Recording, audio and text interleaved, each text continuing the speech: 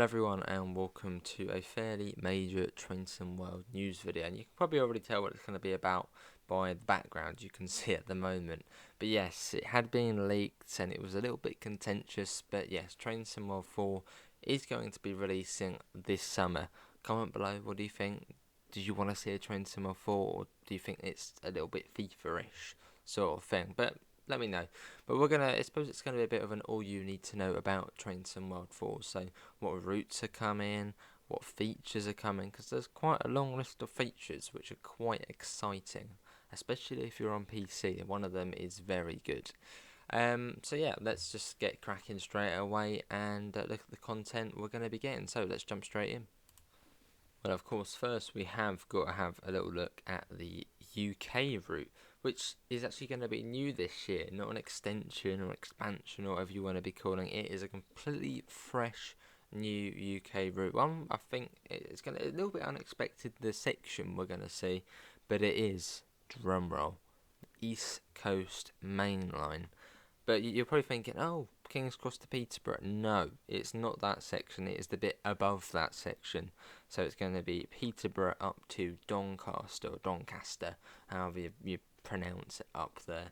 So yeah, the East Coast Main Line is going to be coming. It's going to be a length of 80 miles, so quite lengthy. And within those 80 miles, there's a really high amount of stations. Ready? 5 stations. Yes, 5 stations in 80 miles. So it's a little bit of a racetrack. It's quite high speed.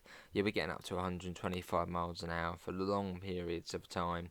It's going to be set in the modern era, so I suppose, I don't know if it's going to be post-COVID or pre-COVID. I suppose pre-COVID probably a slightly busier timetable. You've got LNER, London North Eastern Railway, which is quite exciting to have in the game, which does mean, yes, we do have an IET come into the game. The plague of the UK rail network. IET is coming, and it is going to be the Class 801, which I believe is electric, but does have an emergency diesel engine. So, exciting, and Azuma is coming. And also there will also be a layer for the East Midlands trains 158 as well, if you burn the Midland Main Line. So I'm sure they'll be serving somewhere on the route. But yeah, big East Coast Main Line stretch with few stations. So that is. Oh, and it also includes Newark Castle and Newark Flat Crossing, which I believe is the only flat crossing in the UK, which is basically a crossroads across rails. So there's no bridge. It literally just they go across each other, the tracks. It's quite cool. Just look up Newark Flat Crossing. And then we move on to the American route, which I think is going to go down quite well with the American fans, and that is the Antelope Valley Line. Which I'm probably thinking, when I first saw it, I was thinking, what, Antelope Valley Line? Where on earth is that? Sounds like it's in the middle of absolutely nowhere. There's probably a tumbleweed going across it. Yeah, well, no, it's in LA, so quite a known place. It's Los Angeles to Lancaster, obviously Lancaster in the US, not in the UK, because that would be an incredibly long route. It's a passenger mountain pass, so I suppose think Cajon Pass, but passenger. And we've got a new operator in the game, that being Metrolink, which you can probably see has a really, really nice looking loco and really nice looking livery. That being the EMD F125 and the Rotem cars, which look, fairly sort of similar to the ones you get on Peninsula Corridor, but slightly more modern, and the cab car itself. The cab car sort of looks like a Genesis loco, but then it's not, it's the cab car. 77 miles, so only 3 miles less than the UK route. Well, apparently one into the other is about 2 hours, so it's going to be quite, almost like Peninsula Corridor, but they're not Peninsula Corridor. 77 miles, and you've got a grand total of 12 stations. And I think there's also one of those 12 stations is actually one which hasn't actually been built yet in real life. It's close to being completed, but then it's not being completed. I can't remember the name of it, but yeah, one of the stations is close to completion. Think of Brent Cross West. But yeah, that's not done. But if they ever did the Midland Main Line South, they'd probably put it in. So that is the US route, looking fabulous. And then let's get on to the German. Oh, not German route, Austrian route. Yes, not well. A part of the route is in Germany, I think, but for the most part, it is in Austria. And it's if you're a Train Sim Classic player, it would be known as the Three Countries Corner route, I believe, by Just Trains. So it's 46 miles long, decent. 28 stations, which is a behemoth amount of stations. That's more than the Brighton Main Line. You've got a complete S5 and S1 services. Two countries, Germany and Austria, but I think for the most part it's in Austria. And also includes branch to complete S5 as far as Lustenau. And yeah, majority of it is in Austria. So yeah, the Vorarlberg, or Vorarlberg, however you want to say it, which looks really nice. So look forward to that, and obviously a new country in the game. So good stuff. And there's also, you probably, if you are a German rail fan watching this, or train fan watching this, you're probably wondering, oh, so we get an Austrian route, but not really a German route. Well, you're in luck, because you do get a German route, but it's already in the game. It's just an upgrade. That being Dresden Riese, the Bahnstrecke Riese to Dresden route. That is going to be getting upgraded upgraded from Train Sim World 3 with TOD4 lighting, so the eye adaptation, just the fancy new lighting and clouds, and basically everything a Train Sim World 3 route like Southeastern High Speed, Castle Versberg has, is going to be going on to Riese Dresden. Shame it's not the BML, but oh well. But yeah, Riese Dresden is going to be getting upgraded with Train Sim World 4 features. And that's not it. There's still more. There's still more as part of this, but this is now going on to the deluxe edition content, which again is a really really good value for money. The deluxe edition will also include the Vectron. Yes, the very long-awaited, leaks many times Vectron, being the BR193 Railpool Vectron. It's a multi-system variant, and it has the ANOS Volkswagen with it as well. So yeah, that will be part of the deluxe edition. I believe that will actually be a train for Riese Dresden, which I should have pointed out. Yes, Riese Dresden, the upgrade for that will be part of the deluxe edition. But if you already own Riese Dresden on Train Sim World 3 and then purchase Train Sim World 4, you'll be getting it for free. So yeah, if you haven't got Riese Dresden and you want to get it, it will be part of the deluxe edition. So there's basically 3 extra deluxe edition bits and bobs. And then the final thing, which you probably have seen from the wallpaper, which you've probably seen many times on the screen, is the Flying Scotsman. Yes, the Flying Scotsman, which apparently they have been working on for around 2 years, and it's been a bit of a passion project for Dovetail Games Jamie. So the Flying Scotsman as modern preserved BR Brunswick Green, 60103 with smoke deflectors, and there'll be gameplay on the East Coast Main Line Peterborough to Doncaster. And it will be getting Maroon Mark II coaches, which I believe are meant to represent the West Coast Railways, but they don't have the West Coast Railways licence. So, yeah, they've just stuck some Maroon Mark II coaches on. So a bit like on Spirit of Steam and Peak Forest, you've got the Maroon Mark. Oh, no, hang on, no. I think I'm Mark 1's coach. Yeah, Maroon Mark II coaches. So, slightly different, but look forward to it. So that is basically, that is all the content you're going to be getting. But there is a lot of new exciting core features. So let's have a talk about core features. Right, we go on to the next section, which is features and just other things which I didn't put in the other section. So the massive thing for PC, this is going to be the PC version only, which is completely understandable, as for console I don't think it would even be possible. But only 5 years later, the public editor, is going to be coming to the game. But remember, this is PC only, but again, that's completely understandable, as I would say most route builders are probably going to be on PC, and also because it would be probably a complete earache to try and get it onto console. So yeah, the public editor's coming. I mean, that's the biggest thing there is. Another thing you're going to be getting is free roam. which when I first saw that, I was thinking, well, you've already got service mode, and in service mode you can sort of just spawn on foot, then that's sort of free roam. No, free roam is gonna be it's sort of think of it on Train Sim Classic, but then don't think of it on Train Sim Classic. Say, for example, I spawn into Peterborough on the East Coast mainland. No, let's do something already in the game. So, if I spawn into Thornton Heath on the Brighton mainline route, there'll be no other trains about. It'll literally just be me at Thornton Heath, no other life around me. But I can click my analog stick down, and it will say spawn train. So I can spawn any train I want. I could spawn the SD40. I could spawn the BR101.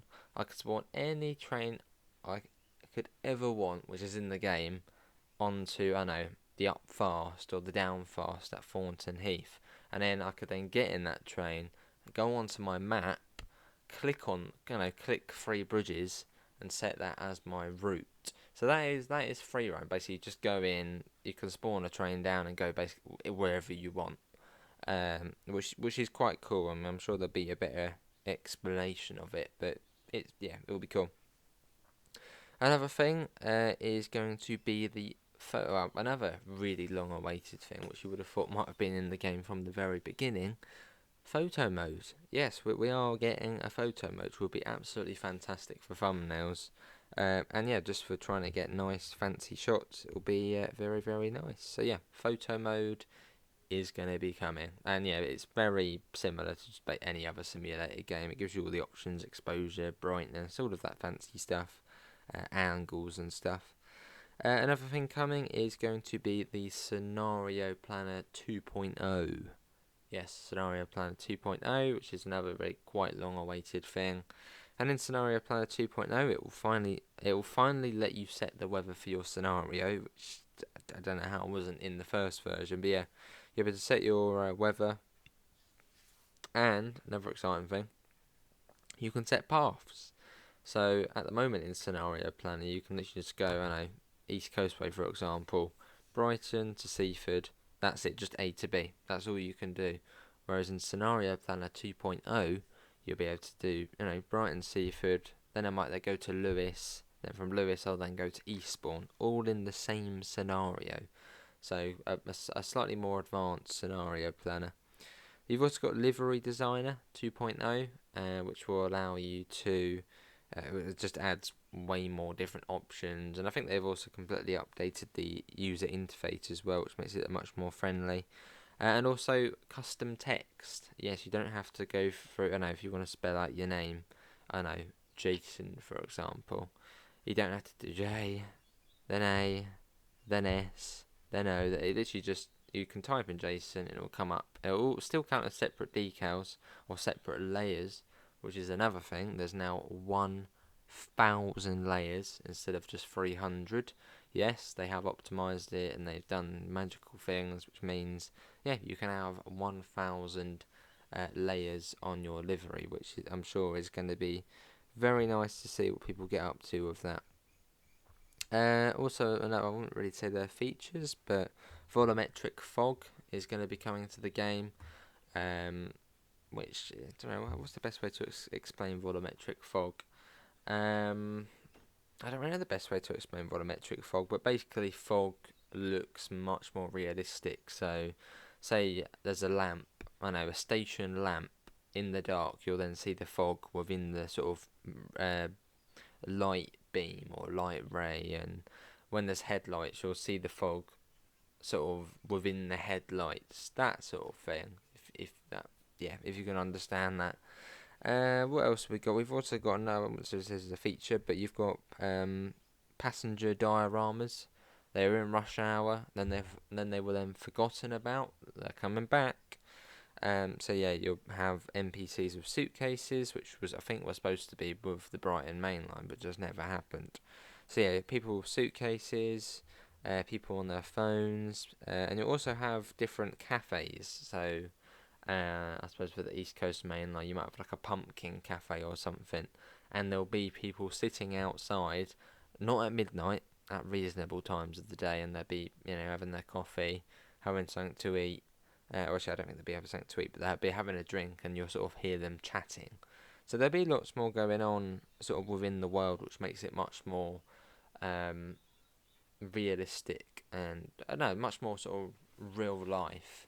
That was sort of the emphasis of Train Sim World 4. It wasn't about making it graphically look more pleasing like we saw with Train Sim World 3. It's more just about making it feel more livable, and I suppose meaning you can sort of do more. You can go further than ever before. Um, so yeah, I suppose that's sort of sums it up. I think that's all of the features we've gone for. I don't think I've forgotten any. Hopefully, I haven't forgotten anything. Um, yeah. So little roundup. UK route, East Coast Main Line, Doncaster to Peterborough. Austrian route, Vorarlberg. Antelope Valley Line for the US. Then you've got the German route upgrade, part of the deluxe edition, Riesa Dresden, the Flying Scotsman deluxe edition, and the Vectron, which is also going to be the deluxe edition. But that's not all. Now we go into all of the different packs you can buy. So, on to the next section. Right, we go on to the next section. There's all the different bundles you can buy. So, the first bundle you can buy is, well, just the bog standard. There you go, bog standard. The Train Sim 4 Standard Edition, which gives you all the core features, including 3 locos on the training centre, the Vorarlberg route, the Antelope Valley Line route, and the East Coast Main Line Peterborough to Doncaster. And you will be able to pre-order this, 10% pre-order and also a 10% loyalty discount. So I believe that's if you own Train Sim 3, you'll get 10% off Train Sim 4. Then you've also got the Train Sim 4 Deluxe Edition, which is recommended. So you'll be getting all the core features, including 3 locos on Training Centre, Vorarlberg, Antelope Valley Line route, East Coast Main Line, Vectron loco, Navico Dresden upgraded, and the Flying Scotsman locomotive. That will also be able to pre-order, 10% pre-order discount, and also a 10% loyalty discount. And I think that may be the same as last year, where you will then get early access to the game as well. So yeah, quite cool. And yeah, that will be a pre-order as well. And I think that will be a similar price to last year as well. So I've just found the prices as well. I've done a little cut there. So yes, for the Train Sim 4 Standard Edition, it will be £44.99. And then for the Train Sim 4 Deluxe Edition, it's £52.99. That's confirmed. See, that's the deluxe edition. So £52.99, so 53 quid. You're basically getting, what's that? 4 routes. Well, unless you already own Navico Dresden, and 2 extra trains. So that's not too bad at all. And again, there's a 10% pre-order discount and 10% loyalty discount if you own Train Sim 3. Then you've got the Train Sim 4 Special Edition. Oh, that sounds special. And this is going to be a whopping £89.99, 10% pre-order discount and 10% loyalty discount.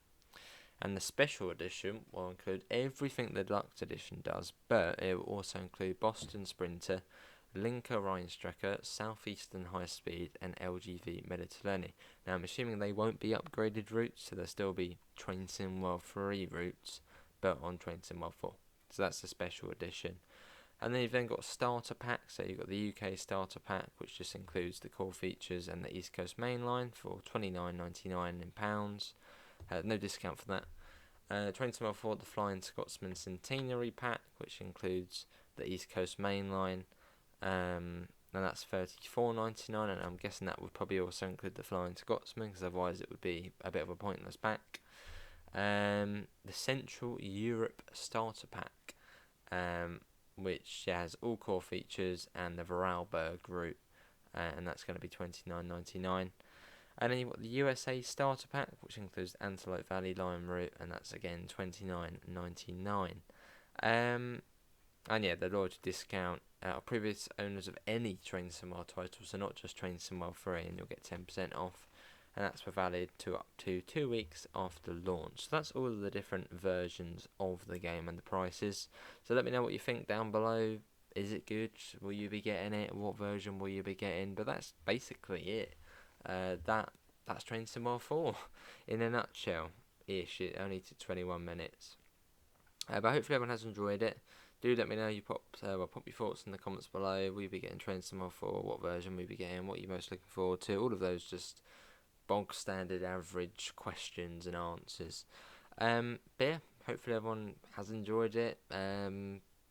Yeah, that's really it. So thanks for coming in. Links can be found in the usual places: Discord, PayPal, merch store. And I'll see you all next time. See you all. Take care. Bye, guys.